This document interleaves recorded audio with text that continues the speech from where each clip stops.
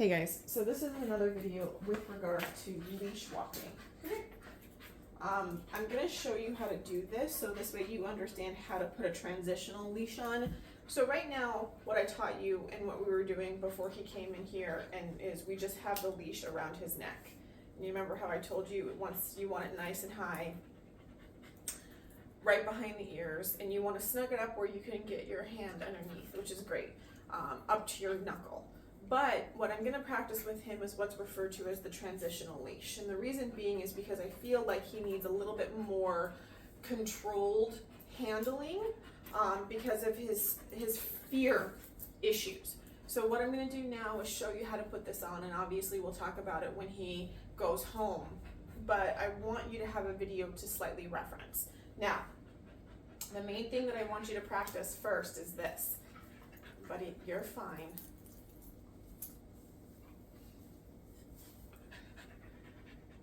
I want you to practice just getting him to be able to hold and not be fidgety when you're holding onto the flat collar. It's really important that he get used to the idea of not controlling the situation. So what I'm doing at this point is just getting him to calm down.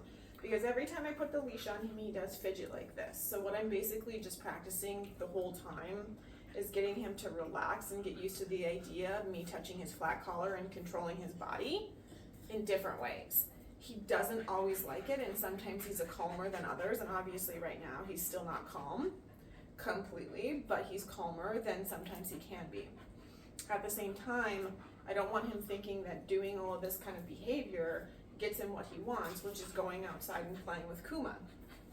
So, first thing is first. I put what I refer to as a backup strap on this leash. Basically, I'll show it to you in a second, but basically it's going to be like an extra source of support just in case something happens. This is actually going to be the first time on this video that I'm actually putting this on him. So he's going to have his initial reaction to this as you're going to see it. Oh, come here. You're fine. So what you want to do first is you want to make the hole really nice and big, because you're going to actually use it in different ways at the exact same time. So what you need to do is first have it very large and over his head easily. Good. Now, I'm going to stand up so I have a little bit more control over him. I want him to be facing this direction.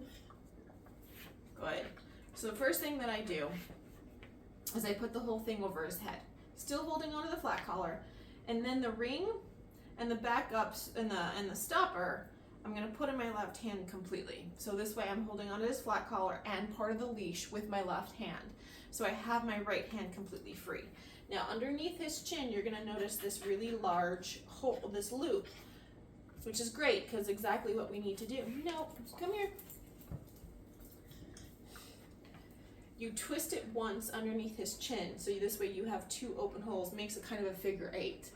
And then this section,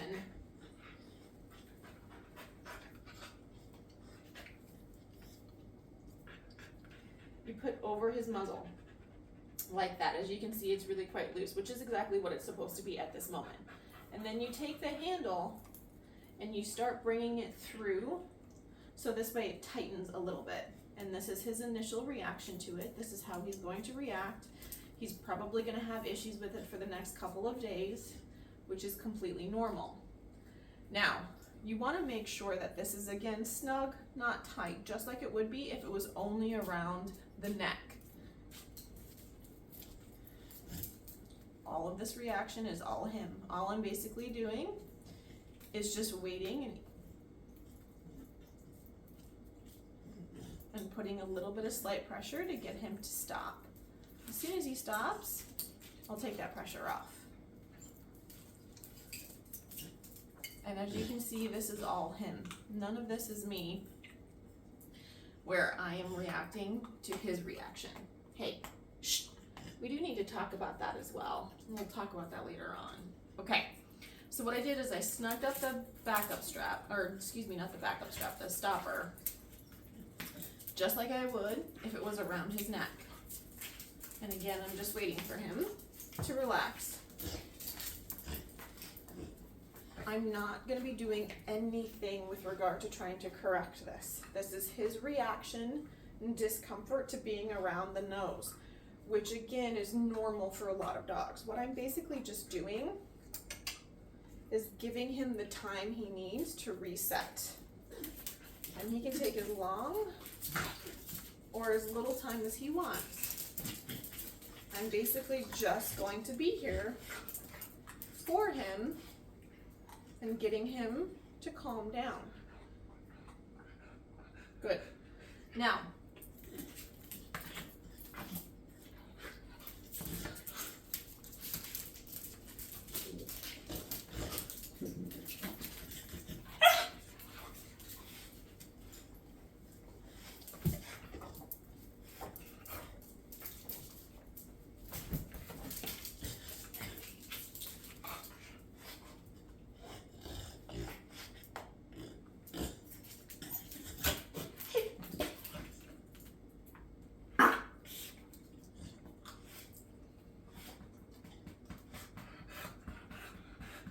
as you can see, he can still open his mouth, he can still pant, he can do all of the normal behaviors that a dog needs to be able to do, but it's just a little uncomfortable because it's around his muzzle. Now, the other thing is that with this kind of leash, it puts even pressure all the way around the muzzle and all the way around the neck. So this way, it's even more uncomfortable to put pressure on the leash while we're on a walk, which kind of in a sense gives you more power steering than just around the neck. Now, a couple of things that I want to mention. The way that you adjust this, if you need to,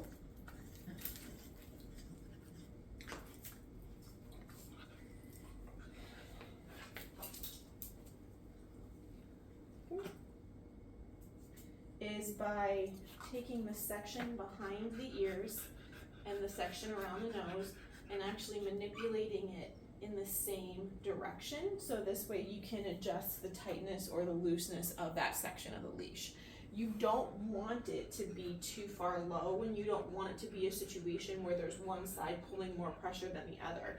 You basically still want the ring in the middle, and you still want to be able to get your hand under the leash to your knuckle without having any sort of difficulty. It's the exact same concept, it's just there's extra leash going around his muzzle.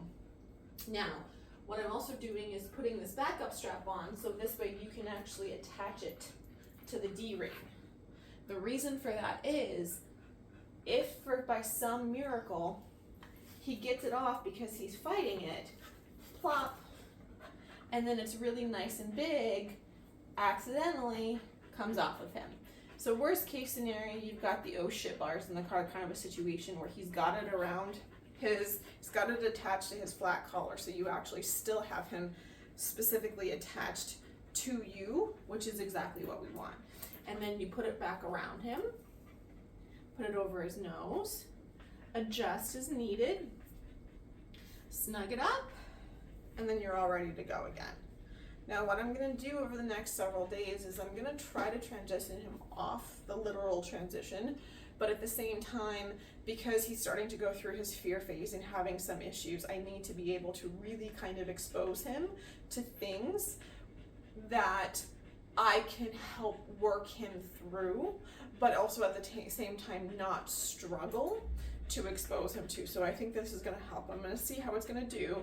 Throughout the rest of the day, I'm going to be putting it on and taking it off. As you can see now, second time around putting it around his nose, he's much calmer.